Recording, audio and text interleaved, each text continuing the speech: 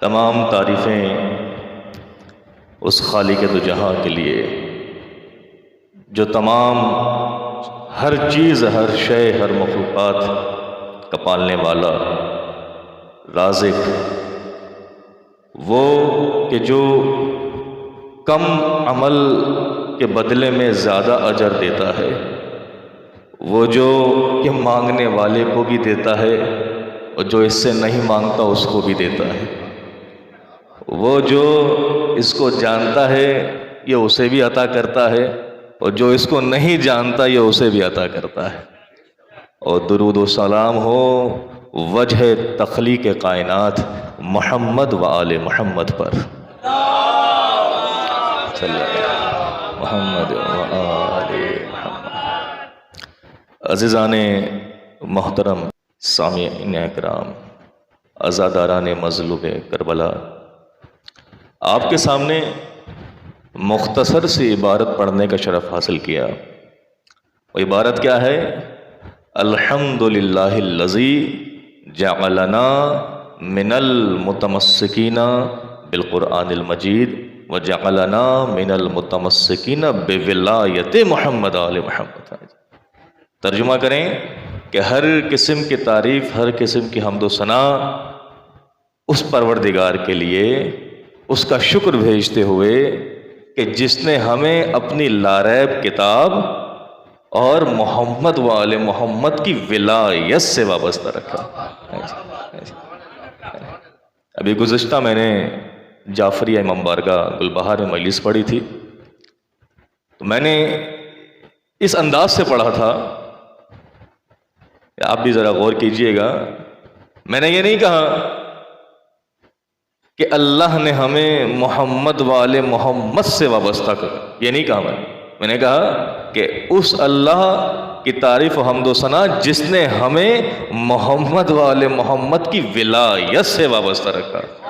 فرق ہے، محمد و آل محمد سے وابستگی، ان کا نام لیا، ان کے فضائل کہنا، ان کے فضائل کو سننا یہ اور چیز ہے، اور ان کی ولایت کو تسلیم کر کے اس پہ عمل کرنا یہ اور چیز ہے۔ اگر صرف محمد والے محمد سے وابستگی کا اگر ایک عمومی ایک جملہ کہا جائے تو دوسرے بھی اٹھ کے آ جائیں گے، آپ ہی انوکھے تھوڑی نہ ہیں کہ جو محمد والے محمد کا تذکرہ کرتے ہیں، ہم بھی کرتے ہیں جی۔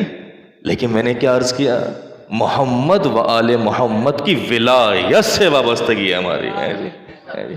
تو اس چیز کو سمجھنے کے لیے پہلے سمجھا جائے کہ ولایت کسے کہے۔ سارا جو مسئلہ ہے وہ یہ ولایت پہ آ کے ہی تو بکھر جاتا ہے جی۔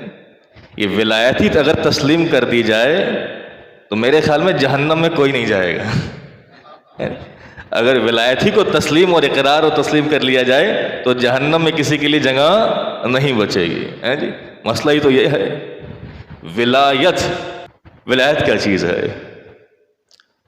تو علامہ باقر الصدر، شہید سید باقر الصدر کی کتاب ہے شیعت کا آغاز، اس کا ترجمہ کیا گیا شیعت کے مقدمے کا۔ انہوں نے اپنے مقدمے میں جو ہے ولایت کی تعریف کی ہے۔ عمومی طور پر ہم یہ سمجھتے ہیں کہ ولایت اسے کہتے ہیں کہ جی بس محمد و آل محمد کو مان لینا ہے جی، کہ یہ ہمارے رہبر ہیں جی، یہ ہمارے آقا ہیں، بس یہ مان لیں، بس یہی ولایت ہے۔ نہیں، یہ ولایت نہیں ہے، صرف یہ ولایت نہیں ہے۔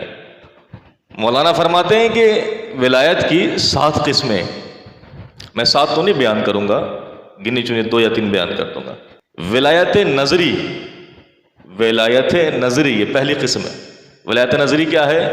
وہ ولایت کہ جس میں یہ کہا جائے کہ جی ہم محمد رسول اللہ اور ان کی آل یا مولا کائنات اور ان کے علاوہ 11 امام، ان کو خاتم النبیین مانتے ہیں، ان کو 12 امام مانتے ہیں۔ یہ ولایت نظری ہے۔ لیکن اس ولایت کو جان کر سمجھ کر اگر آپ کی کردار میں، آپ کی زندگی میں اگر تغیر و تبدیلی نہ آئے تو یہ ولایت نہ آپ کو فائدہ دے گی نہ ولایت رکھنے والے کو فائدہ دے گی. یہ ولایت نظری نہ ولایت رکھنے والے کو فائدہ پہنچائے گی نہ ولایت کو ماننے والے کو فائدہ پہنچائے گی اگر اس کی زندگی میں تبدیلی واقع نہ ہو. یہ جو مجالس و محافل کا سلسلہ ائمہ معصومین نے جو اس کو رائج کیا ہے جی، اس کا نتیجہ صحیح ہونا چاہیے. صرف کر دینا کافی نہیں ہے. فرش عزا پہ اگر آئے ہیں تو جب لوٹیں گھر تو کچھ تبدیل اپنے ضمیر کو تبدیل کر کے لوٹیں. اگر ذکر معصومین سنا ہے، اب معصومین کی زندگی کو اگر سنا ہے تو اس کو اپنی زندگی میں ڈھالنے کی کوشش کی جائے جی. یہ ولایت نظری ہے. ایک ہے ولایت عاطفی، جس پہ ہم لوگ زیادہ ہی وہ زور دیا کرتے ہیں. بے شک کہ یہ بھی ولایت کی قسم ہے. وہ عاطفی کیا ہے کہ محمد والے محمد کی خوشی میں خوش ہو جائیں اور ان کے غم میں غمگین ہو جائیں. اسے ولایت عاطفی کہتے ہیں. یہ بھی ولایت جب تک فائدہ نہیں پہنچائے گی، جب تک کہ آپ اپنی زندگی میں ان محمد والے محمد کی سیرت کو نہ اپنائیں. ولایت عاطفی کہ جو محمد والے محمد کی خوشی میں خوش ہو جائیں، ان کے غم میں غمگین ہو جائیں. اگر یہ کر لیا آپ نے، لیکن اگر آپ کی زندگی میں کوئی تبدیلی واقع نہ ہوئی تو اس ولایت کا یہ فائدہ نہیں ہے. تھے اور بھی تھے نا جو کہا کرتے تھے لولا علی لہلک عمر جی، اگر علی نہ ہوتے تو عمر ہلاک ہو جاتا. تو وہ تسلیم تو کر رہے تھے نا جی، تسلیم تو کر رہے تھے کہ ان کا کہنا نہیں مان رہے تھے جی. بڑا مسئلہ ہے. تیسری ولایت جو ہے اسے ولایت اجتماعی کہتے ہیں. وہ کیا ہے؟ مولا فرماتے ہیں وہ مومن بن ہی نہیں سکتا جب تک کہ دوسرے مومن کی داد رسی نہ کر سکے. وہ مومن ہے ہی نہیں. مومن کے دائرے میں داخل ہونے کے لیے دوسرے مومن کا درد رکھنا ضروری ہے. دوسرے مومن کی حسب توفیق امداد کرنا ضروری ہے جی. امام جعفر صادق علیہ السلام مجمع بیٹھا ہوا ہے. مولا نے بلند آواز سے کہا اے لوگو، اے میرے چاہنے والو، تم ہمارے قول کو ہلکا سمجھتے ہو، ہلکا لیتے ہو. ایک خراسانی جو ہے جذباتی کھڑا ہوا. مولا کیسی بات کر رہے ہیں جی، ہم تو آپ کے ماننے والے چاہنے والے ہیں، آپ کہہ رہے ہیں کہ ہم آپ کے قول کو ہلکا سمجھتے ہیں. مولا نے کہا تو بھی انہی میں سے ہے. شرمندہ ہوا. مولا کیسے؟ بولا تو ابھی جب آ رہا تھا تو راستے میں ایک شخص تھا، ضعیف العمر تھا. اس نے کہا اے شخص، میں راستے میں چل کے کافی تھک گیا ہوں، اگر ہو سکے تو کچھ دیر مجھے اپنی سواری پہ بٹھا لے. جب اس نے ایسا کہا تو نے اس کی طرف نگاہ بھی نہیں کی بلکہ منہ پھیر لیا. تو نے اس کی طرف نگاہ بھی نہیں کی، تو نے منہ پھیر لیا. تم ہمارے قول کو ہلکا. ارے ہم محمد آل محمد، جب کسی مومن پہ تکلیف آتی ہے تو ہم دعا کرتے ہیں. جب کسی مومن دکھ و تکلیف میں ہوتا ہے ہم گریہ کرتے ہیں جی. ابھی ولادت باساد امام زمانہ آخر الزمان علیہ الصلوۃ والسلام صلی اللہ علیہ محمد و آل. ایک جگہ جشن تھا، میں گیا پڑھنے کے لیے. بولا جی قبلہ امام زمانہ کے حوالے سے 2-4 جملے ادا کر دیے. میں نے 2-3 حدیثیں مولا کے حوالے سے پڑھ دی کہ ہم جانتے ہی کتنا ہے مولا کو. بس یہاں تک کہ مولا 12ویں امام ہے، بس یہاں تک کہ دعا امام زمانہ پڑھ لی جائے. پتہ نہیں اس کا ترجمہ بھی آتا ہے کہ نہیں. دعائے فرج پڑھ لیا جائے، پتہ نہیں اس کا ترجمہ آتا ہے بھی کہ نہیں جی. دعائے عہد ممکن ہے کبھی موقع ملے زندگی میں، پتہ نہیں اس میں کیا کہہ رہے ہیں جی. من انصاری و اللہم اجعلنی من انصاری و عوانی اخرجنی من قبری جی. اے اللہ تو مجھے میرے وقت کے امام کے انصاروں میں سے قرار دے دے.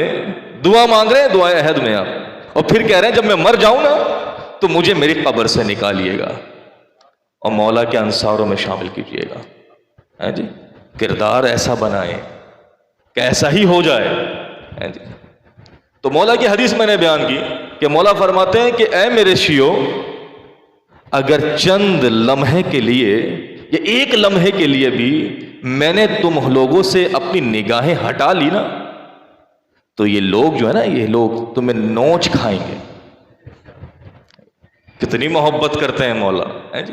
وقت کا امام کتنی محبت کرتا ہے، ہیں جی؟ اگر لمحے بھر کے لیے میں نے تم لوگوں سے اپنی نگاہیں ہٹا لی تو یہ لوگ تمہیں کھا جائیں گے، نوچ کھائیں گے۔ پھر مولا فرماتے ہیں مجھے دو غم ستاتے ہیں، ہیں جی؟ ایک غم کون سا؟ کہ جو وہ عاشور کا دن جب میرے جد کو ذبح کیا جا رہا تھا ان کے آل کے ساتھ، اور ایک غم وہ کہ جب میرا چاہنے والا کوئی گناہ کرتا ہے۔ جب ہم گناہ کرتے ہیں تب اپنے امام کو بھول جاتے ہیں۔ مولا فرما رہے ہیں میں تمہارے گناہوں کو جب دیکھتا ہوں تو میں گریا کرتا ہوں، تو میں روتا ہوں۔